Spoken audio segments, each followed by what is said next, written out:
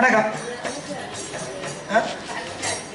வணக்கம் வணக்கம் வணக்கம். உங்க ஊர்ல எப்படி சொல்லுவீங்களா? எப்படி ஏன்பா வணக்கம் வணக்கம். நான் வாங்க வணக்கம்ன்றேன். வந்தவங்கள வீட்டுக்கு வந்தவங்கள வாங்கன்னு கூப்பிடணும். வீட்டுக்கு வந்தவங்களே வீட்டுக்காரவங்க வாங்கன்னு கூப்பிடல. யாருன்னே தெரியாத நம்மளை மதிச்சு கூப்பிடுறாங்கன்னு நீங்க எப்படி சொல்லணும்? இப்படின்னா சௌரா வண்ண தமிழகத்தில் வளமை குறையாமல் பான்போடு பஞ்சத்துக் கொண்டு கூட தலைவியாரே வெள்ளிமலையிலிருந்து வருகிறது கூட வேறுவனாகப்பட்டவன். ஆக அங்கே இருந்து ஒரு அழகான ஒரு புள்ளிமான உன்னை கண்டேன். அந்த மானை கண்ட உடனே பிடிக்கலாம் என்று பார்க்கின்ற அந்த மானை என்னை கண்ட உடனே முன்னே ஓடியது. ஓடிய மானை பின்தொடர்ந்து நானும் விரட்டிக்கிட்டே வந்தேங்க. விரட்டிக்கிட்டே வந்த மானு உங்களுடைய திரவணத்துக்குள் புகுந்து விட்டது. அதை பிடிக்கலாம் தருணத்தில் உங்க அண்ணன் தடுத்து நிறுத்தி விட்டார். சொல்ற வசனம்லாம் சரிதான். ஆனா நான் ஏன் வந்தீங்கன்னு உங்களை கேட்கல. நீங்க ஏன் இப்படி தலையாடுனீங்கன்னு தான் கேட்டேன். ஒரு பக்கம் இருக்கட்டும். ஆனா வந்து விவரத்தை சொல்லிட்டீங்க. சொல்லுவாங்க இல்லையா, அவை சொன்னாங்களா 4 கோடி பாடல் பாடியணும் புலவர்கள் அப்படின்னாங்களாம். 4 கோடி பாடல ஒரு குறிப்பிட்ட இந்த நேரத்துக்குள்ள பாடணும் முடியுமா? 4 கோடி பாட்டு எப்படி முடியும் அப்படின் போது அவை மட்டும் சொன்னாங்களா? என்ன சொன்னாங்க? மதியாதார் முற்றம் மதித்து ஒரு காட்சி மிதியாமை கொடி பெறும். நம்மளை மதிக்காதவங்க வீட்டுக்கு ஒரு சூழ்நிலையால கட்டாயத்தினால போயிட்டாலும் அவங்க தலைவாசப்படி மிதிக்காத கொடி பெறும் 1 கோடி. உண்ணீர் உண்ணீர் என்று உபசரியார் தம்மனையில் உண்ணாமை கொடி பெறும். நம்மளை சாப்பிடுன்னு சொல்லாதவங்க வீட்டுல சாப்பிடாத கொடி பெறும் 2 கோடி. 3வது கோடி கோடான கோடி இருப்பினும் நற்குடியில் கூடுவது கொடி பெறும். எத்தனை கோடி பணம் இருந்தாலும் நல்ல மனம் உள்ள 4 சனை வேணும். அதுல கூடுறது கொடி பெறும். அதனாலதான் கோடான கோடி இருப்பினும் நற்குடியில் கூடுவது கொடி பெறும் 3வது கோடி. கோடான கோடி கொடுத்தாலும் தன் நாட்பணாமை கொடுப்பது கொடி பெறும். இவ்வளவு தான தர்மம் பண்றவங்களா இருந்தாலும் இவளை கொடுக்குறோமே அப்படின்னு மனசார நினைச்சாலும் அது வாங்குறவங்களுக்கும் பிரயோஜனம் இல்ல, கொடுக்குறவங்களுக்கும் புண்ணியம் இல்ல அப்படின்னு சொல்லி 4 கோடி கவிகள் பாடினாங்களா அவை. இது வந்து வாழும் முறைக்கும் வரவேற்கும் முறைக்கும் சொன்ன ஒரு பொதுவான ஒரு விஷயம். இப்ப நீங்க வந்திருக்கீங்க. வந்திருக்கக்கூடிய தாங்கள் என்னுடைய இடத்தை சேர்ந்தவர். மான் இங்க இருக்குன்னு சொல்றீங்க. மான் அழகான மான். அது அழகா இருக்கு, அசிங்கமா இருக்கு, அதெல்லாம் எனக்கு தேவை கிடையாது. மான் இருக்கு. எங்க இருக்கு? இங்கதான். இங்கதான் பார்த்தேன். பார்த்தவங்க தானே? பார்த்தவங்கல வெள்ளிமலையில பாத்தீங்க. அங்க இருந்து பார்த்தபடியே விரட்டிக்கிட்டே வருகின்ற திருவண்ணாமலை புகுந்து விட்டார். அவரு இப்ப இருக்கிறது இங்க. ஐயோ என்னமா நம்மள மாட்டி விட நினைச்சு சொல்றாரு. எனக்கு இப்ப இருக்கிறது இங்க இருக்கு. இல்ல கொஞ்சம் சுதாரி பார்த்து பேசுறீங்க. சரி, மான அங்க பாத்துருக்கீங்க. எங்க? வெள்ளிமலையில பார்த்தேன். வெள்ளிமலை. வெள்ளிமலையில இருந்து இங்க தேடி வந்துருக்கீங்க.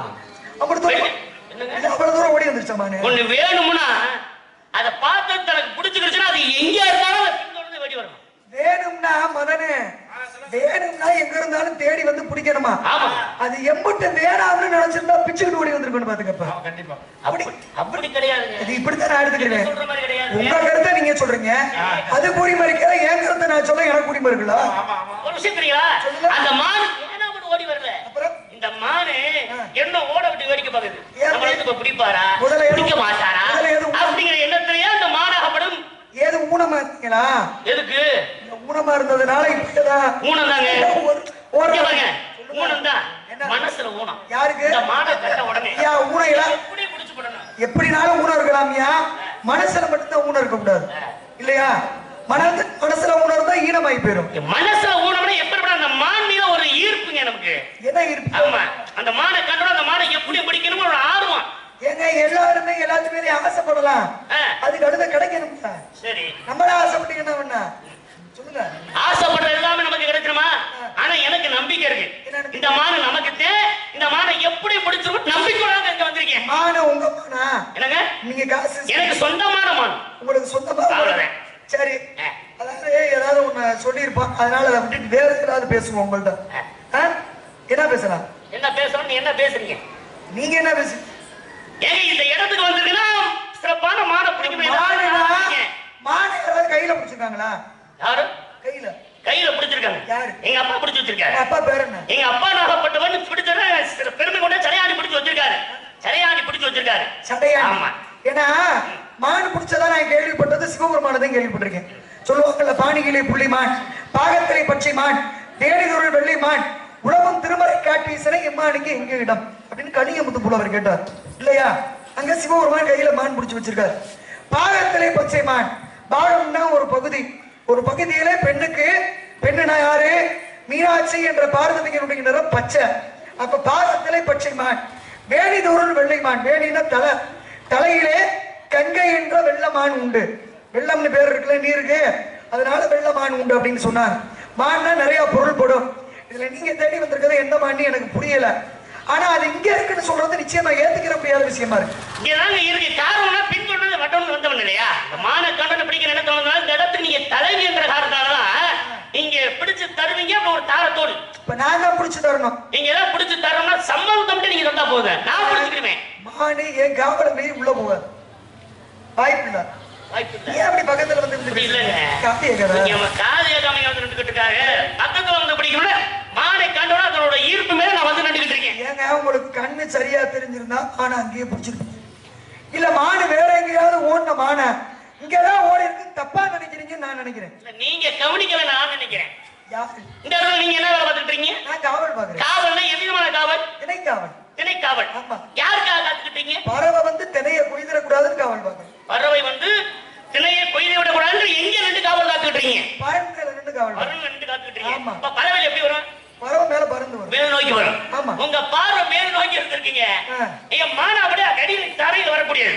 அப்படியே மானா அப்படியே நீங்க பார்த்திருக்க வாய்ப்பு இல்லை. அதனால நீங்க பார்த்துங்கிறீங்க. நீங்க யோசிக்கிற விஷயம்லாம் சரிதான். ஆனா நீங்க ஒன்ன புரிஞ்சுக்கலாம். பறவை வருதான்னு பாக்குறது என் வேலை இல்ல. திணைய கொய்தான்னு பாக்குறது என் வேலை. அதனால மேல பாக்குறது எனக்கு தேவையில்லை. நான் திணைய தான் பார்க்கணும்.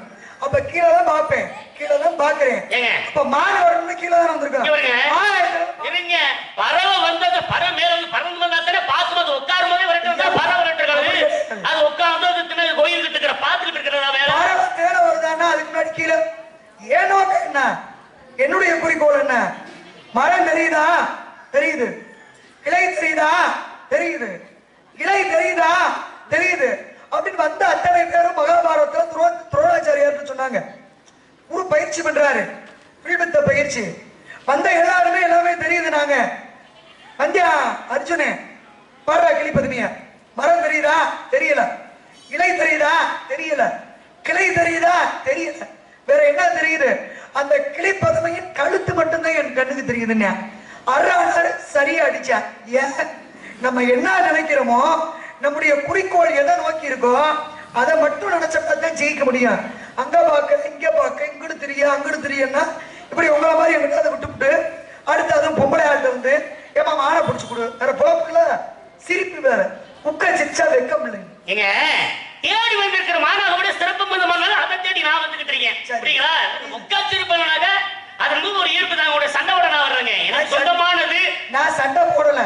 ஏன்னா இன்னைக்கு அதுக்கு மணி 5:30 மணி ஆச்சு. பேசுனா அந்த பேச்சு முடியாது. அதனால என்ன பேசணும் அதை மட்டும் பேசி முடிச்சுக்கலாம் இல்லையா? ஒரு நாள் சீக்கிரம் வரணும். ஒரு விஷயம் அவரை சந்திச்சு பிடிக்கலே 4 நாளுக்கு மேல ஆச்சு. எல்லாத்தையும் நேரத்தோட வருவீங்க எதுவுமே சிறப்பாக பேச முடியும். வந்தா 2 பாட்டை குறைக்கணும். வந்தா சும்மாவா பாடிக்கிட்டுங்க? இடத்துக்குற இடங்கள் எப்படி எந்த இடம் அப்படிங்கிற பாடுறதுல குறை சொல்லல. நானு நேரம் இல்ல, அதுக்கு தக்க பேசுறதுக்கு வாய்ப்பு கொடுத்துட முடியல. நேரம் இல்லைங்கிற ஒரு விஷயம் கிடையாது. இந்த இடத்துல பல விதமான நன்மைகள் இருக்கக்கூடிய இடமாக புரிஞ்சிடும். இதை எப்படி ஒரு மானை விட்டு விட்டு கொஞ்சம் கூட வெக்கம் இல்லாம இப்படி நின்று பேசுறீங்களே, இது எப்படி உங்களால மட்டும் முடியுது? அதுல கையில அம்பு வேற அறுக்க மாட்டாங்க. 58 கருக்கரு வேணாம் சொன்ன கண்ணு சரியா தெரியல. என்ன ஏன் பக்கத்துல நிற்கிறீங்க? ஒரு நேரம் மாதிரி ஒரு நேரம் இருக்க மாட்டேன். படையப்பா பாட்டு அடிச்சு கொடுவீங்க. கோவம் வந்துடும். பக்கத்துல நிக்கிறீங்களா? அப்படி தைரியமா? இயல் என்பது பேச்சு, இசை என்பது பாட்டு, நாடகம் என்பது நடிப்பு, நடிக்க வேண்டும். பெரிய சிவாஜி கணேசன். சிவாஜி கணேசன் அவர் ஒரு நடிகராக வரலாமா? ஏங்க அந்த காலத்துல எல்லாம் ஐயா உடையப்பா ஐயா முசலி முத்தப்பா ஐயா அவங்க எல்லாம் ஹரிச்சந்திர நாடகம் நடிச்சாங்கன்னா ஒரு நாள் நாடகம் இல்லையா 3 நாள் நாடகம் நடிப்பாங்களா? இன்னைக்கு அப்படி அத்தனை நாட்கள் நடிக்கிறது கூட இன்னைக்கு இருக்காங்களா அப்படின்னு தெரியும். அவங்க எல்லாம் நடிச்ச நாடகம் உலகம். அதனால அதை நீங்க நடிச்சீங்க எப்படி பண்றீங்க? ஏங்க இல்ல ஒரு மானை பிடிக்க முடியல. இது என்ன இப்படி திமிரு? பிடிக்க மாட்டோம் மாடாகப்பட்டதை இந்த இடத்துக்கு நீங்க தலைவி என்றாலும் உங்கள்கிட்ட நான் கேட்டுக்கிட்டேன். நீங்க மட்டும் தாரம்னு ஒரு வார்த்தை சொன்னீங்கன்னா நான் புரிஞ்சு போயிருக்கேன். தாரம்னா வேற அர்த்தம் இருக்கு. தாரேன்னா வேற, தாரம்னா வேற. நீங்க தாரம்னு சொல்றீங்க. ஒரு விஷயம் தெரியுங்களா, இந்த இடத்துல எத்தனை பேர் இருக்கீங்க? ஒரு வார்த்தை வெல்லும், ஒரு வார்த்தை கொள்ளும். கோவலனை கொண்டு வருக அப்படின்னு சொல்லியிருந்தா சிலப்பதிகாரமே இல்லாம போயிருக்கும். கொன்று வருக ஒரு வார்த்தை மாறி போச்சு இல்லையா? கும்பகர்ணே நித்தியத்துவம் வர வேணும் அப்படின்னு கேட்கறது பிரம்மன் நினைச்சிருந்தேன். வடக்கு என்ன அப்படின்ட்டு நித்திரைத்துவம் வர வேணும். நித்திரைனா தூக்கம், வார்த்தை மாறி போச்சு. பெரிய அறிவாளி சின்ன பிள்ளைய பார்த்து பசி மயக்கத்துல பசி தாங்க முடியல தம்பி, சோறு எங்கடா விற்கும் அப்படின்னாரு. பட்டக்கு சோறு தொண்டையில விற்க முடியாது. சோறு எங்க விற்கும்னு கேட்கறதுக்கு பதிலா சோறு எங்க விற்கும்னு கேட்டுவிட்டார். ஒத்த எழுத்து மாறுறதுனால அம்புட்டு பெரிய ஆளு அசிங்கப்பட்டு போயிட்டார். ஒரு ஆளு இங்க இருந்து லிகிதம் எழுதுறார், கடிதம். நான் அனுப்பும் வேலையாள் உங்களிடம் மாடுகள் வாங்க வருகிறான், கொடுத்து அனுப்பவும் எழுதினார். எழுதுனால மாடுகள்ன்ற இடத்துல ஒரு புள்ளி வைக்க மறந்துட்டார். அப்ப என்ன ஆகும்? மாடு களை வாங்க வருகிறான், கொடுத்து அனுப்பவனோட சும்மா ஓட்டுப்பாங்க, கட்டி வச்சு உரிச்சிருப்பாங்கல்ல. அதனால ஒரு புள்ளி மாறினாலே மாறி போகும். நீங்க பேசாம வந்து நின்றுட்டு தாரம்னு சொல்லணும், என்ன அர்த்தம்? தாரேன்னு சொல்லணும். அது இருந்தா தான் சொல்ல முடியும் இல்லையே. மாடோட பெருமை ஒரு பாட்டு பாடி ஒண்ணு. ஏன்னா நம்ம வேடுவர் படக்கு தொடக்குன்னு பேச முடியல, ஒரு சாதிக்காரர் வேற போயிட்டார். இப்ப ராவணன் சீதையை கவர்ந்து செல்லும் போது என்ன பண்ணாங்க? சீதையம்மா தன்னை தேடி வரணும். எப்படி தேடி வருவார் ராமன் தெரியும் அந்த அம்மாவுக்கு. என்ன பண்ணாங்க? தன்னிடம் இருந்த நகை ஆபரணங்களை பூரா கழட்டி போட்டுக்கிட்டே போனாங்க. இதுல ஒரு கேள்வி வரலாம் உங்களுக்கு. அம்மா சீதையம்மா அயோத்தியில இருந்து வனவாசம் போகும்போது சாமியார் குளத்துல தானே போனாங்க. வள்ளியம்மா நீங்க வந்து நகையெல்லாம் அடையாளத்துக்கு கழட்டி போட்டு போனாங்களே அப்படின்னு சொல்றீங்களேன்னு கேட்கலாம். ஏன்னா அங்கே அனுசுயா தேவி ஆகப்பட்டவள் அந்த ராவணை கடத்திட்டு போறதுக்கு முன்னாடி தன்னுடைய ஆசிரமத்திற்கு வந்த சீதைக்கு அவங்க பெரிய மன்னரோட மக, அவங்க வந்து முனிவரை கல்யாணம் பண்ணிக்கிட்டதுனால என்னுடைய மகளாக அவன் நினைச்சு உனக்கு இதை போடுறேன் அப்படின்னு போட்டுக்கிட்ட நகையா அது பூரா. அப்ப அந்த நகையை தான் அவங்க போட்டிருந்தாங்க. அப்ப ராவணன் கடத்தி செல்லும் போது அடையாளத்துக்கு ஒவ்வொரு நகையா கட்டி போட்டுக்கிட்டே போனாங்க.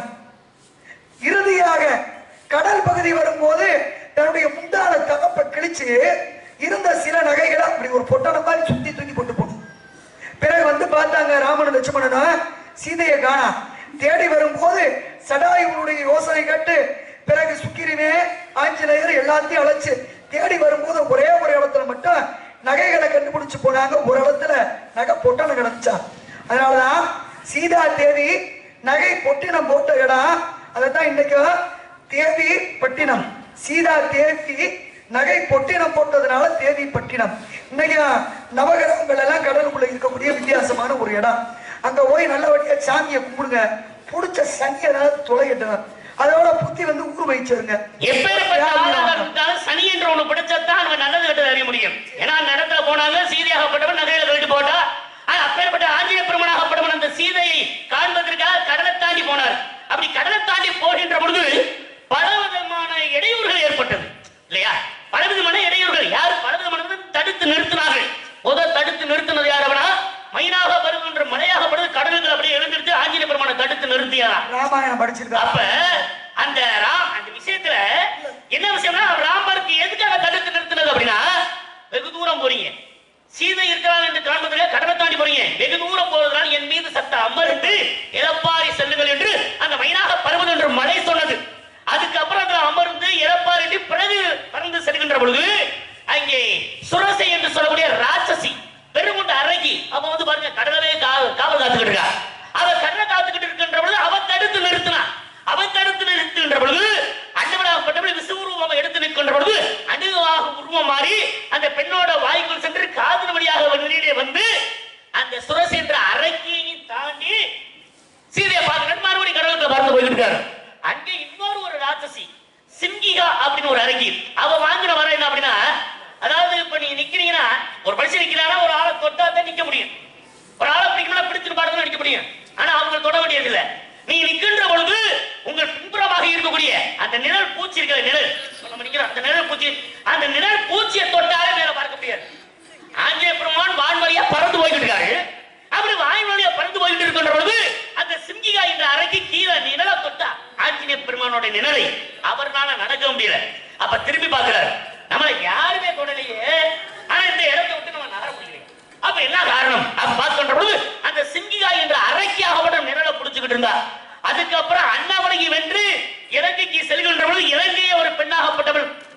காத்துக்கிட்டு இருந்தா.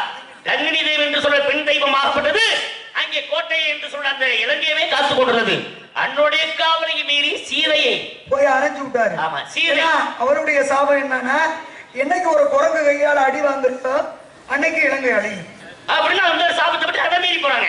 அதை மீறி சீதையை பார்க்கணும்னா அங்கேயும் ஒரு பெண்ணு காத்துக்கிட்டு சீதை பக்கத்துல. அவன் நல்ல மனம் கொண்ட ஒரு பெண்ணு திருச்சடை என்ற பெண்ணாகப்பட்டவள் விபீஷணனுடைய மகள். அவன் என்ன அவளுடைய காவலை மீறி சீதையை கண்டான் ஆஞ்சநேய பெருமான். அப்படி சீதையை கண்டு இந்த இடத்துல கண்டேன் சீதை என்ற விஷயத்தோட வந்து ராவணத்துல சொன்னார்.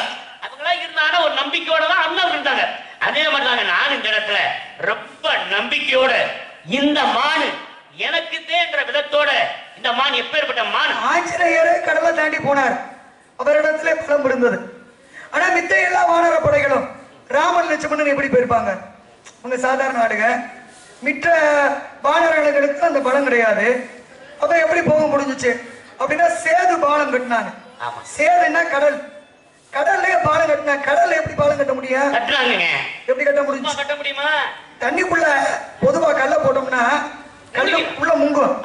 ஆனா ராமாயணத்துல நலன் நீலன்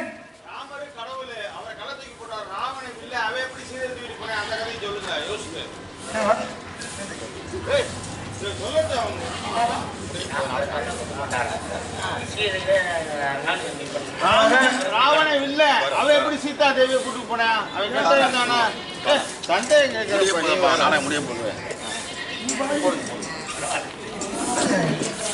சரி, அவருக்கு ஒரு யோசனை வந்திருக்கு. இப்படி கேட்கணும்,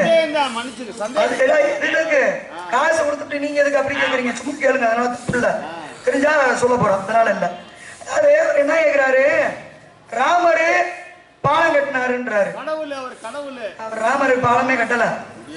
பாலம் கட்டினது ராமரே கிடையாது, ஆஞ்சநேயரும் பாலம் கட்டல.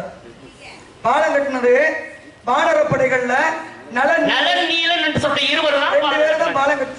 ராமர் பாலம் கட்டல. ஏன் பாலம் கட்டினாங்க? இப்ப அவர் கேட்டதுனால இந்த கதையை சொல்றதுக்கு ஒரு வாய்ப்பு. அதான் இப்படி எடுத்துக்கிட்டோம்னா பிரச்சனை இல்ல. ஏன் அப்படின்னா இந்த நலன் நீலன் ரெண்டு பேரும் வானர இனத்தை சேர்ந்தாங்க. இவங்க சின்ன குட்டி குரங்கா இருக்கிற என்ன பண்ணுவாங்களா, இந்த வானரங்கள் இந்த முனிவர்கள் தபம் பண்ற இடத்துல யாகம் பண்ற இடத்துல பழத்தை பிச்சு எரிகிறது, சேட்டை பண்றது, அவங்களை தொந்தரவு பண்றது, அவங்களோட பொருளை பிடிச்சு தண்ணி தூக்கி போட்டுறது, இப்படியே